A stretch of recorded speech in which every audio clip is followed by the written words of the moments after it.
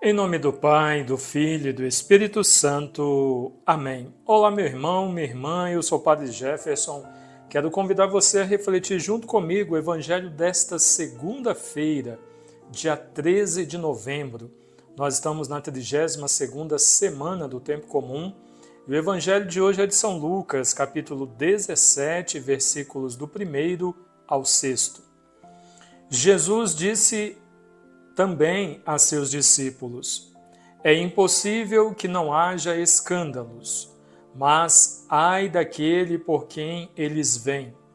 Melhor lhe seria se lhe atassem em volta do pescoço uma pedra de moinho e que fosse lançado ao mar, do que levar para o mal a um só destes pequeninos. Tomai cuidado de vós mesmos. Se teu irmão pecar, repreende-o. Se arrepender, perdoa-lhe. Se pecar 7 vezes no dia contra ti, e 7 vezes no dia vier procurar-te, dizendo: estou arrependido, lhe perdoarás. Os apóstolos disseram ao Senhor: aumenta-nos a fé. Palavra da salvação. Glória a vós, Senhor. Queridos irmãos e irmãs, escândalo é o que faz tropeçar e também cair, normalmente em referência à fé ou à moral. Os mais expostos são os pequenos e os fracos na fé. Não sejamos, ocasião de tropeço por causa de nossas atitudes, ou que nós nos esforcemos, por ser exemplo para Deus. Não por se esforçar por ser exemplo para o outro, porque ninguém agrada a ninguém, nem Jesus agradou a todos. Então, se nós nos esforçarmos por ser exemplo para Deus, consequentemente seremos também para os nossos irmãos. E a correção fraterna deve entrar em ação quando houver algum pecado contra a comunidade.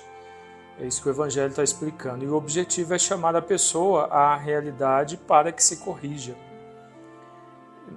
Ouvimos muito, ou às vezes, por vezes, ouvimos muito: não julgueis, ou só Deus pode julgar, não sei o quê. Mas não é questão de julgamento, A palavra de Deus aqui ela é bem clara. Se o irmão comete algum erro, e você sabe, do erro que está sendo cometido, e você tem mais instrução ou orientação do que a pessoa, você tem a obrigação de fazer a correção. E lembremos que a correção, que nós chamamos de correção fraterna, ela é uma ação quando houver um pecado praticado em comunidade. Então não é para você ferir a pessoa se achando melhor do que ela, não é para você agir com autossuficiência, diminuir a pessoa ou chegar de forma agressiva, nada disso.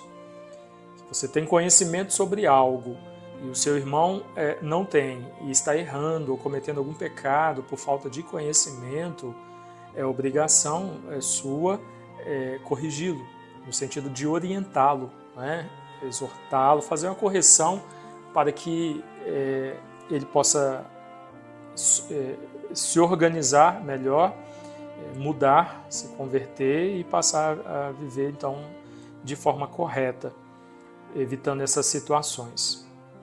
Que ao ouvirmos esta mensagem do Evangelho, sobretudo quando o Senhor fala de perdão, quantas vezes o irmão vier diante de nós, que nós o perdoemos, muitas situações e muitas vezes, muitas relações são destruídas por causa de pessoas que não sabem como chegar e conversar e orientar e corrigir. E às vezes chega de uma forma agressiva, com palavras que machucam, que ferem, com comportamentos que machucam também. E aí há um rompimento de relações e quando acontece isso, a reconciliação às vezes é um processo muito doloroso e muito demorado. Então que nós saibamos nos relacionar, que saibamos tratar a todos, se for necessário uma correção que seja feita com amor, com caridade, com respeito, para que, diante da necessidade de perdão, né, nós não tenhamos, ou melhor, e se houver necessidade de perdão, que nós não tenhamos dificuldade de vivê-lo. Perdão é uma dádiva divina que o Senhor concede a cada um de nós, e todos nós temos condições, capacidade de se abrir a essa graça de Deus e de perdoar. Que não nos fechemos e que não mantenhamos relações rompidas por um coração fechado, petrificado, nada disso, porque Deus nos perdoa todos os dias, né? Quantas coisas nós fazemos todos os dias que ferem o coração de Deus, e todas as vezes que nós vamos até Ele e pedimos perdão, Ele nos perdoa. Que possamos agir com os nossos irmãos da mesma forma. E quantas vezes for necessário, ou quantas vezes nos for pedido, que nós possamos perdoar. Deus abençoe você. Em nome do Pai, e do Filho, e do Espírito Santo. Amém.